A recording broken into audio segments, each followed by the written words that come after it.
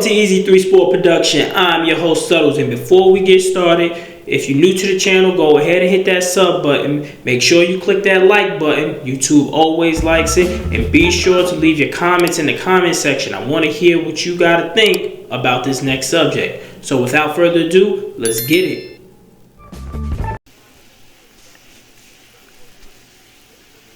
The life of a Giants fan.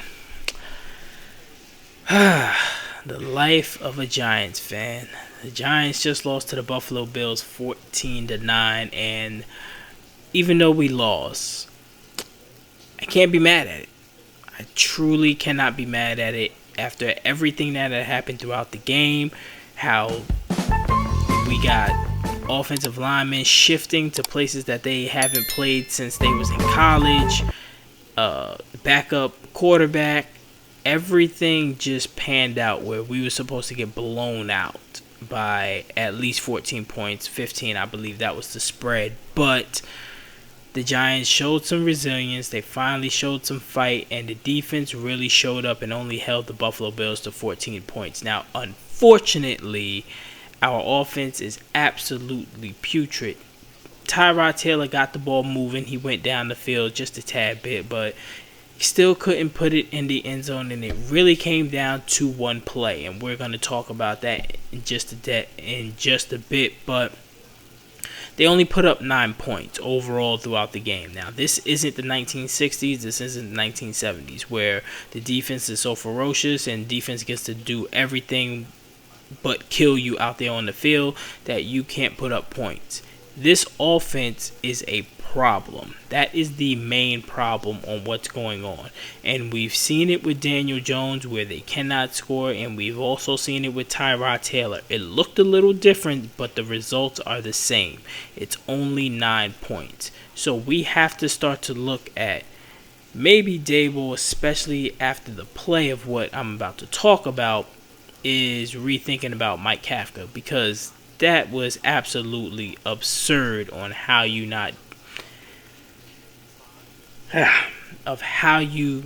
don't get at least 3 out of that. So the play that I'm talking about, everybody that's seen the game, you would know exactly what it is. It was about 14 seconds at the end of the half, and the Giants had 0 timeouts, and they line up with Tyrod Taylor under center. First of all, that's an issue straight off the bat, because that is an indication that you are going to run the ball.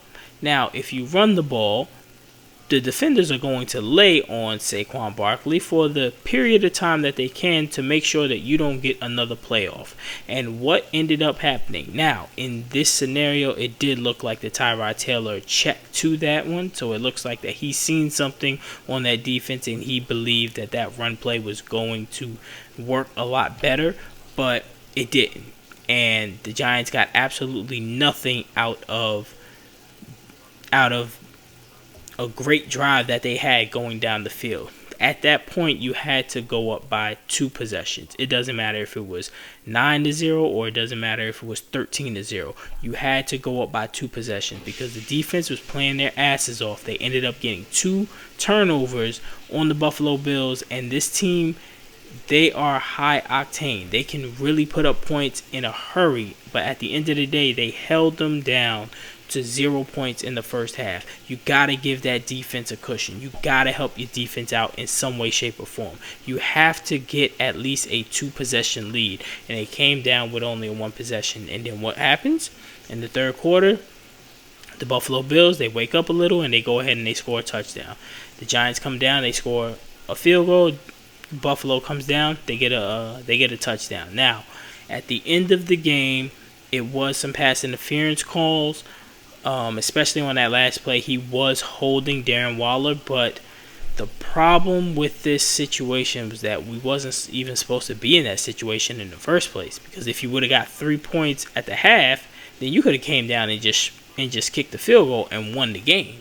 I mean, we would have won the game with field goals, but a W is a W. But I am very proud of this team, simply because we haven't seen a pulse from this team. Outside of the second half with the Cardinals, we have not seen an absolute pulse. It looks like that this team was absolutely dead, and they came out and they showed some fight.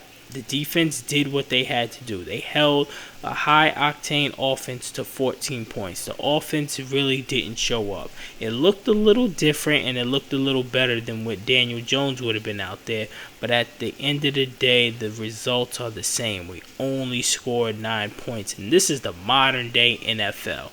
So somebody's job is going to be at tack. Now my money will be on Mike Kafka. I don't believe that it's going to be Brian Dable. He's the head coach. He's the coach of the year. He's going to have some type of leeway, some type of leash.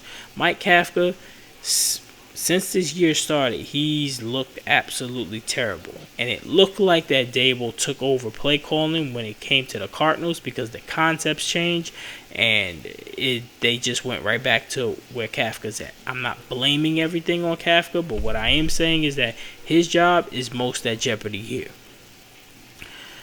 Just another loss.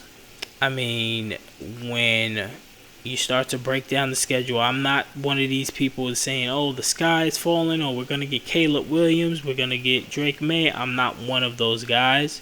But what I am going to say is that the season can really slip away when you add up the small little things that they're doing, and a lot of losses will come about. Now, coming out of these 6 games, I don't really believe that a lot of people had us out, more than 3 wins out of these 6 games.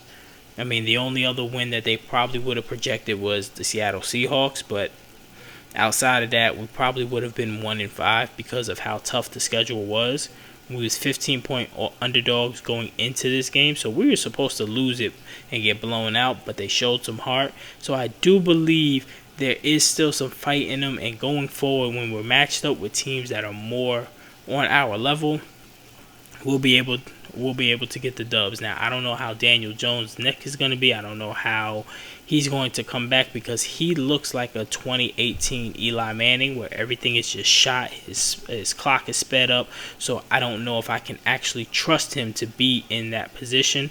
Tyrod Taylor, he looks like that he can do the job. The problem is that he's, 1, very fragile, and 2, he's Tyrod Taylor. At some point, he's going to show you exactly what he is, and at the end of the first half, that's what he is. He's a good quarterback. He's a good backup, but when it comes down to a one-play scenario, we just seen it in this game. What ends up happening? He checks down to another play, which ends up not working. He throws a high ball, which is not always the quarterback's fault, but he's going to get blamed for it. It was a pass interference. They didn't call it, but that's it. So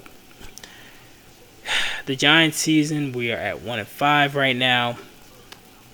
Where will this go? I had predicted that the Giants was going to win 10 games at the very beginning. And once I seen Andrew Thomas was out, I said that this team will be a 6-win team. A 6-win team if Andrew Thomas missed any significant time. And he has missed a lot of time. If you haven't seen, even Saquon Barkley came back from the injury faster than Andrew Thomas came back from his hamstring. So that's going to be problematic. And you just see offensive linemen going down. Josh Azudu got hurt today, so that made Justin Pugh move from left guard to left tackle. And if you heard his intro, you've seen that everybody names their colleges and or high schools.